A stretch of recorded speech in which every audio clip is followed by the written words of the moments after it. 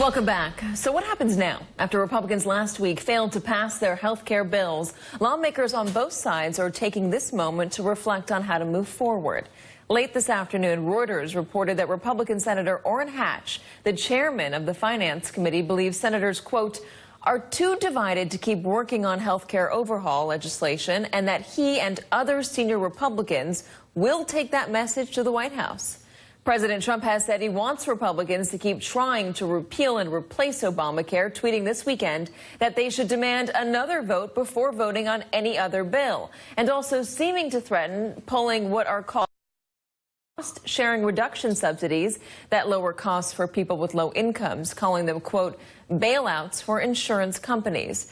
But some lawmakers, like Republican Senator Susan Collins, yesterday on Meet the Press, have pointed out a move like that could wreak more havoc on the current system. She is just one of a number of members of Congress pleading for a bipartisan solution to fix the problems with Obamacare. And this afternoon, we saw one idea emerge when a group of what claims to be 43 House Democrats and Republicans, called the Bipartisan Problem Solvers Caucus, released their own proposal aimed at stabilizing the insurance market. Joining me now is a Republican Congressman, Leonard Lance of New Jersey, a member of the Problem Solvers Caucus, and also Democrat Congressman Eric Swalwell of California. And gentlemen, it is wonderful to have you both on at the same time. I'm going to start here in the studio with Congressman Lance. You've got a proposal as part of the Problem Solvers Caucus where you talk about bringing those cost-sharing reductions payments under congressional oversight and appropriations. You also want to adjust the employer mandate from 50 employees to 500, something the Republicans will like, and repealing the medical device tax. Do you think that those things will be enough to fix the issues that are out there with Obamacare? I certainly think it's a step in the right direction, Katie, and I think that we should start from the middle and work out from the middle, and I'm pleased to be a part of the Problem Solvers Caucus, and it is our attempt to say that this system needs to be reformed, because there certainly are challenges to it, and this was a give and take, and not everybody got what he wanted, but that's the art of compromise, and I think it's a way forward. You are somebody who I think needs to make an effort to work with the other side, because your district, I think Hillary Clinton took it by just 1 point. You live in a place where bipartisanship is necessary, New Jersey. What about the others in your caucus who are from more conservative districts who might not have that same impetus? I certainly think conservative colleagues of mine in the Republican caucus will favor elimination of the medical device tax. It's a very onerous tax, and to up the number of employees from 50 to 500, I think, is something that will be very attractive. And on the Democratic side, there are portions of the proposal that will attract Democratic colleagues of mine in the House of Representatives. Well, let's find out. Congressman Swalwell, anything that we've talked about so far sound appealing to you? The CSR payments under congressional oversight and appropriations, or adjusting the employer mandate, or repealing the medical device tax, any of those things work for you?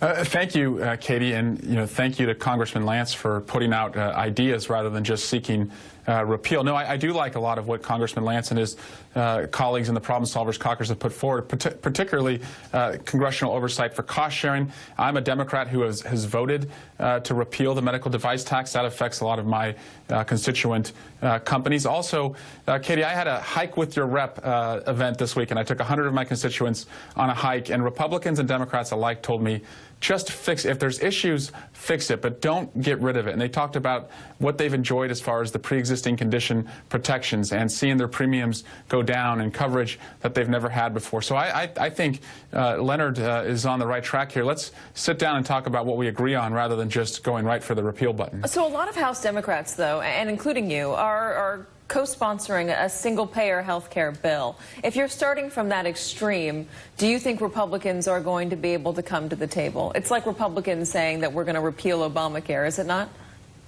Well, no, I actually think that we should have a public option also being considered. But no, I'm telling you right now, Katie, that I'm open to working with Republicans on whatever we can do to strengthen the Affordable Care Act. I should also point out that I think Senate Republicans understand what it takes to strengthen it, because in their repeal and delay legislation, they actually delayed the repeal of Obamacare for 2 years, and they prescribed as a solution the cost-sharing parts that Leonard talked about, tax credits for small businesses, as well as putting in risk orders. So they actually know how to strengthen the Affordable Care Act. We just think that you should strengthen it, all the way into the future, not put a 2-year deadline on it. Eric makes a very good point about pre-existing conditions. I've held quite a few town hall meetings this spring, 4, and we may hold a 5th one in August. And my constituents are uniform that they do not want any change in the provision regarding pre-existing conditions. And I think that that is a matter where we can agree, and certainly the Problem Solvers Caucus agrees on that. What about Orrin Hatch? You just heard him a moment ago saying that they're, or I just said it actually, saying that Republicans are too divided to find any sort of solution for health care and that they should just essentially move on. I think we should move on to tax reform, but that doesn't mean we can't do 2 things at once. I think the debate on tax reform should begin, and should begin immediately when we return to session in September, but that doesn't mean we can't continue to work on health care. Congressman Swalwell, are you concerned at all about those in your party, those voters in your party who may say, I don't want you to help this administration get anything done. I don't want anything that could have potentially the label of Trump care succeeding?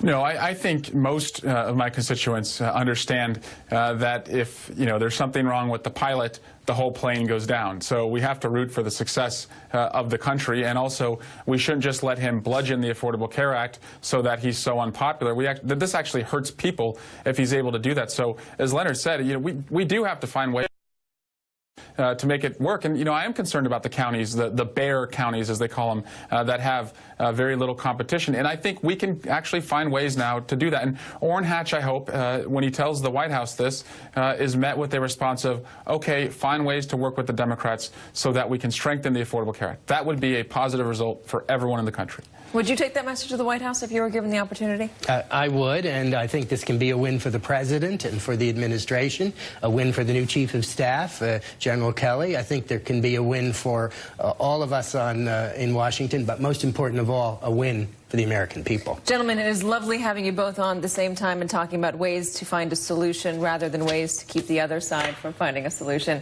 It was a true breath of fresh air. Thank you, Congressman Lance and Congressman Swalwell. Meanwhile, we will be right back.